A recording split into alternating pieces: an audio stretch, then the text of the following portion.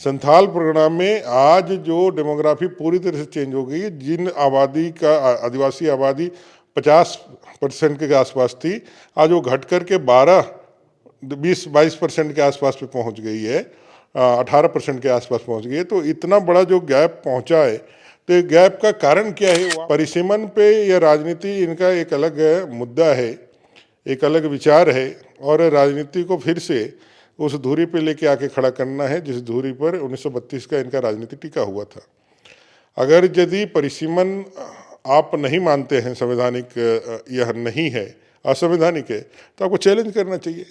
आदिवासियों, मूलवासियों, दलितों के हित से, उनके संवर्धन से, उनके हक अधिकार से वो परिपूर्ण हो, अपने जीवन के परम लक्ष्यों को प्राप्त करे, ऐसा कोई भी विचार उनको अंतर्मन से कहीं भी उनको आकर्षित नहीं करता है। उनको सिर्फ अपना सत्ता और अपने परिवार से मोह है, और सत्ता और परिवार के साथ ही वो अपने जीवन को आगे बढ़ाना है। सत्ता पक्ष ने एक सवाल देकर मुझे भेजा है, बोला बावरी जी से ज़रूर पूछिएगा। बोले नमाज कक्ष पे पूरा हंगामा बरपा दिए, नमाज कक्ष होने नहीं देंगे, हम यहाँ पे नहीं तो मंदिर बनाएंगे। बोले आज मोदी जी भी तो किट बांट रहे हैं, ईदी किट। कर्नाटका में बाबा साहेब आम्बेडकर के विचारों के विरुद्ध है, संविधान के मूल आत्मा के विरुद्ध है, धर्म आधारित आरक्षण नीति लागू करके इन्होंने बता दिया है कि आने वाले समय में इनकी पूरी इस कांग्रेस और जेएमएम-आरजेडी की राजनीति जो है, पूरी तरह से आज़ादी के पहले मुस्लिम लीग की जो भूमिका थी उस भूमिका में आने वाली है। के जितना मिस कॉल वाला था उतना तो वोट नहीं आया इस बार आप लोग को विधानसभा में। चुनावी राजनीति में थोड़ा सा प्रभावित हो जाते हैं। अच्छा, जात पात, मद मुर्गा, प्रलोभन, इस सबसे लोग प्रभावित होते हैं, मानव स्वभाव है। आप लोगों ने अभी तक प्रदेश अध्यक्ष का चयन नहीं किया है। आप कहते हैं लोकतांत्रिक तरीके से हमारे यहाँ सब कुछ होता है, अचानक से कोई वहाँ से ऑर्डर आ जाएगा। विपक्ष ये कह रहा है कि वहाँ भी तो एक ही आदमी चला रहे हैं, फिर काहे का परिवारवाद का झूठ मूठ का आरोप लगाते हैं। कई एक प्रिमिटिव ट्राइब्स जो खत्म हो गए, इसी हर बार होता है। मुख्यमंत्री के विधानसभा क्षेत्र के अगल बगल में ही है जहाँ ब्रेन मेलियर से आदिम जनजाति के आदिवासियों का डेथ हो जाता है, छोटे छोटे बच्चों का डेथ हो जाता है। सरकार के माथे पे शिकन आता है क्या? झारखंड विधानसभा का बजट सत्र समाप्त हो गया है। लगभग 1200 प्रश्न आए। कोई राहत की सांस ले रहा है, कोई कह रहा है कि अच्छा रहा, कोई कह रहा है खराब रहा। जैसी जिसको लग रहा है सत्र के बारे में बताया जा रहा है, लेकिन हर कोई ये महसूस कर रहा है कि सत्र शांतिपूर्ण रहा। जो पूर्व के नेता प्रतिपक्ष थे उनकी छवि हंगामेदार वाली थी, उन्हीं के पास हम आए हैं। अमर बावरी जी हैं। बावरी जी, आप लोग सत्र में नहीं पहुँचे, नेता प्रतिपक्ष नहीं बने, इससे बहुत लोगों ने इस बार राहत की सांस ली कि नहीं तो फिर बावरी जी यहीं सो जाते, जाते नहीं, रात भर यहीं बैठे रहते। देखिए, नेता प्रतिपक्ष और विपक्ष का जो काम है वो काम है सरकार की जो खामियां हैं, कमजोरियां हैं, जो उनकी नीतियां हैं, उसके प्रति उनका ध्यान आकृष्ट करना। अगर बातों से, प्रश्न उत्तरों से, प्रश्न के सवालों के जवाबों से यदि उसकी संतुष्टि हो जाती है, लगता है कि जो नहीं सरकार उस पर गंभीरता रख रही है, तो बात वहीं पे समाप्त हो जाती है। अगर यदि नहीं सुनते हैं तब फिर ये बात जा कर के आपको बियॉन्ड जा कर के भी सरकार का ध्यान आकृष्ट कराने का प्रयास लोग करते हैं। जब मैं नेता प्रतिपक्ष का दायित्व जब मैं संभाला था, तब सरकार का आखिरी साल था, माने अंतिम उत्तरार्ध में थी सरकार। 2023 नवंबर में मुझे मौका दिया गया था और 2024 तक सरकार की आयु थी, तो एक साल लास्ट में था। तो सरकार के सारे 5 साल के जो उनके कार्य थे, उनके मूल्यांकन का अवसर था। वो चाहे जॉब से रिलेटेड 5 लाख सरकारी नौकरियों का वायदा था, या फिर परमानेंट करने के समान सरकारी पदाधिकारियों का वायदा था, 5,000-7,000 रोजगारी का भत्ता का वायदा था। ये सारे मुद्दे उस समय समचीन थे और इसी सब मुद्दों को लेकर के हम लोग सरकार से जवाब चाहते थे। और जब सरकार इन सवालों से भागती थी तो फिर बियॉन्ड जा कर के हम लोग करते थे। सत्ता पक्ष ने एक सवाल देकर मुझे भेजा है, बोला बावरी जी से ज़रूर पूछिएगा। बोले नमाज कक्ष पे पूरा हंगामा बरपा दिए कि नमाज कक्ष होने नहीं देंगे, हम यहाँ पे नहीं तो मंदिर बनाएंगे। बोले आज मोदी जी भी तो किट बांट रहे हैं, ईदी किट। तो ऐसा तो मतलब अब क्या करेंगे, कैसे मारेंगे यू टर्न बावरी जी? नहीं, ईदी कीट बांटना और एक लोकतांत्रिक वैधानिक व्यवस्था में एक धर्म विशेष का जगह आवंटित करना, दोनों में अंतर है। भारत के नागरिक के रूप में भारतीय जनता पार्टी हर एक नागरिक को, जो भारत का वैध नागरिक है, उनके लिए संविधान में द्वारा दिए गए जो ताकत है, उनके जो अधिकार है, उसके लिए हमेशा प्रस्तुत रहे। मोदी जी ने कभी नहीं कहा है कि भाई हम आपको प्रधानमंत्री आवास नहीं देंगे अल्पसंख्यक मुसलमानों को, कभी नहीं कहा कि गैस का कनेक्शन नहीं देंगे, आयुष्मान योजना का लाभ नहीं देंगे। बनस्पत हिंदुओं के ज़्यादा मुसलमानों ने उसका ज़्यादा उपयोग और ज़्यादा उसका लाभ उठाया है, इसलिए कोई विषय ही नहीं है। नमाज कक्ष लोकतंत्र के एक पवित्र मंदिर में, जहाँ संविधान स्थापित है, संविधान की ताकत से सभी बराबर है, वहाँ धर्म विशेष की तुष्टिकरण के लिए, मुस्लिम तुष्टिकरण के लिए जो काम कांग्रेस, जेएमएम और आरजेडी की सरकार कर रही है, हम लोग उसका विरोधी है। कर्नाटका में बाबा साहेब आम्बेडकर के विचारों के विरुद्ध, संविधान के मूल आत्मा के विरुद्ध है, धर्म आधारित आरक्षण नीति लागू करके इन्होंने बता दिया है कि आने वाले समय में इनकी पूरी इस कांग्रेस और जेएमएम आरजेडी की राजनीति जो है पूरी तरह से आज़ादी के पहले मुस्लिम लीग की जो भूमिका थी उस भूमिका में आने वाली है। क्योंकि देश का जो आम नागरिक है, वो आम नागरिक इनके चाल चरित्र चेहरे को पहचान लिया है और उनको वापस दोबारा सरकार में नहीं लाना चाहती है। यही सब विषय हम लोग गंभीरता से और तथ्यात्मक रूप से सदन के अंदर रखते थे, तो लोगों को पीड़ा होती थी और इसलिए लोग राहत महसूस कर रहे हैं। लेकिन लोग कह रहे हैं कि एक तरफ ईदी दे रहे हैं देश के प्रधानमंत्री और दूसरी तरफ वह बोर्ड वाला कैंसिल कर रहे हैं। आज आखिरी जुम्मे का नमाज था, सभी लोगों ने, कई लोगों ने काला रिबन बांध के उसका विरोध किया, नमाज अदा की। देखिए, वक्फ बोर्ड वाला जो जमीन है वो एक तरह से कांग्रेस की जो मुस्लिम तुष्टिकरण और वोट बैंक की राजनीति को जो धार देना था, उसका एक बहुत बड़ा बानगी है, एक उदाहरण है। कांग्रेस ने कई एक ऐसी नीतियां बनाई हैं जिसके कारण से इस देश के अंदर मुसलमान वर्ग में एक बहुत बड़ा वर्ग है, वो कभी ये माना ही नहीं अपने आप को कि भाई हम इस देश के असली नागरिक है। उनको ये लगता है कि भाई हमारा सल्तनत कभी था, वो सल्तनत वापस आनी चाहिए।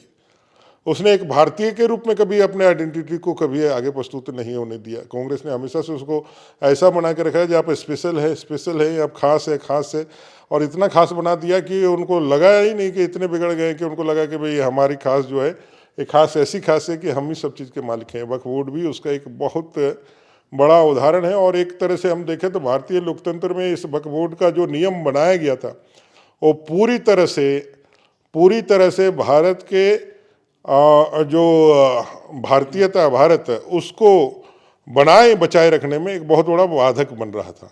और इसलिए मुझे लगता है कि अब समय आ गया है कि वक्फ बोर्ड की जो पूरी परिकल्पना है जो है उसको समाप्त कर दिया जाए। दो आखिरी सवाल रहेगा मेरा, दोनों भविष्य से जुड़ा हुआ है। एक पार्टी के भविष्य से जुड़ा हुआ है और एक दूसरा झारखंड के भविष्य से जुड़ा हुआ है।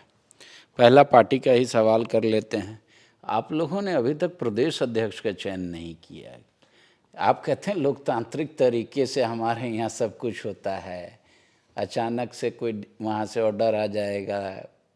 विपक्ष ये कह रहा है कि वहाँ भी तो एक ही आदमी चला रहे हैं, फिर काहे का परिवारवाद का झूठ मूठ का आरोप लगाते हैं। सब नेता, सबकी बहुएं बनती हैं इनमें। बोले ठीक है, प्रदेश अध्यक्ष कब मिलेगा बीजेपी को? आप लोग बहुत अधीर होते हैं, आप लोग बहुत अधीर होकर नेता प्रतिपक्ष मिल गया ना। लंबा समय लगा। लंबा समय लग सकता है, 2 महीना हुआ था, लेकिन सदन में नेता प्रतिपक्ष आ गए हैं। और अब जो है चूँकि सांगठनिक महापर्व चल रहा है, हमारे संगठन का महापर्व चल रहा है, पूरे देश स्तर पर राष्ट्रीय अध्यक्ष हमारे और सदस्यता पूर्ण हुई है, नई राष्ट्रीय अध्यक्ष की भी घोषणा होने वाली है। हमारे राज्य में भी प्रदेश अध्यक्ष आएंगे। और लोकतांत्रिक पद्धति का जहाँ तक बात है तो भारतीय जनता पार्टी ही है जो सदस्यता का ऑथेंटिसिटी ऐसा कर रही है कि आप कहीं से भी निकाल करके देख सकते हैं कि भाई कैसे कहाँ कौन सदस्य बन रहा है।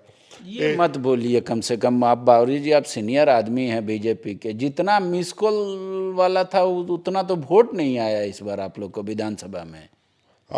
ऐसा है कि लोग चुनावी राजनीति में थोड़ा सा प्रभावित हो जाते हैं। अच्छा। जात पात, मद मुर्गा, प्रलोभन, इस सबसे लोग प्रभावित होते हैं, मानव स्वभाव है। लेकिन भारतीय जनता पार्टी के कार्यकर्ता के रूप में लोगों ने भारतीय जनता पार्टी को पसंद किया है और अपने मन से जो है ये सारी चीज़ों को उन्होंने एक्सेप्ट किया है। अब तो और भी ऑथेंटिसिटी बनाने के लिए बहुत तरीके से सारे जानकारियों के साथ पार्टी आगे बढ़ रही है। तो मुझे लगता है प्रदेश अध्यक्ष बहुत जल्द भी आ जाएंगे और इसके लिए चिंता नहीं करनी है। तो आप ही लोग कहते थे एक आदमी एक पद, बीजेपी का कॉन्सेप्ट है, वो सब नियम आजकल धरा का धरा रह गया है। अरे एक ही बार में दोनों निर्णय नहीं हो सकते थे। अभी नेता प्रतिपक्ष आदरणीय बाबूलाल मरांडी जी बने हैं, प्रदेश अध्यक्ष भी अभी थे, अभी नेता प्रतिपक्ष बने हैं। अब पार्टी अभी नए संगठन के पूरे कार्यकाल जो है उसको पूरा करके वो आप देखेंगे कि नए प्रदेश अध्यक्ष भी आएंगे। पार्टी कभी भी अपने लक्ष्य से कभी विचलित नहीं होती है। पार्टी का लक्ष्य हमेशा निर्धारित है। मुख्यमंत्री हेमंत सोरेन जी ने कहा है, खासकर परिसीमन के मुद्दे पर, कि आर पार की लड़ाई होगी, किसी भी परिस्थितियों में आदिवासियों का हक नहीं काटा जाएगा और ऐसा हम भाजपा को करने नहीं देंगे। उन्होंने यहाँ तक कह दिया कि सरकार रहे ना रहे कोई फर्क नहीं पड़ता। परिसीमन एक बहुत बड़ा इश्यू है।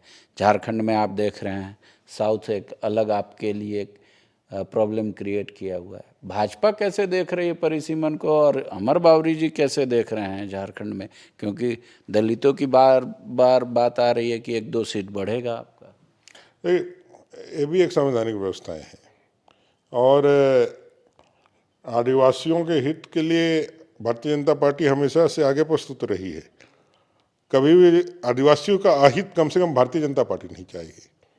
भारतीय जनता पार्टी ने जितना आदिवासियों के हित में कार्य किया है उतना आज तक गारंटी के रूप में हम लोग कह सकते हैं किसी भी सरकार ने नहीं किया है, चाहे केंद्र की सरकार हो कि राज्य की सरकार हो, वो अलग विषय है।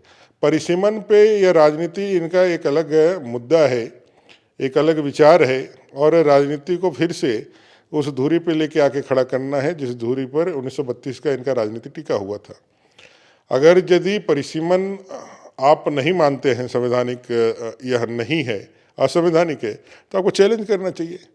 ये तो एक वैधानिक प्रक्रिया है। संविधान में यह तय किया गया है कि भाई इतने दिनों के बाद जो आबादी बढ़ती है उसके समायोजन को ठीक ढंग से करने के लिए, रिप्रेजेंटेशन को ठीक ढंग से करने के लिए परिसीमन किया जाएगा। अभी 2026 से निर्धारित है। लेकिन बोले 2007-8 में भी नहीं हुआ ना झारखंड में। उस समय गुरुजी के नेतृत्व में विरोध दर्ज हुआ और केंद्र में यूपीए की सरकार थी, तो परिसीमन झारखंड से मतलब उसको आच्छादित नहीं किया, परिसीमन दूर रहा।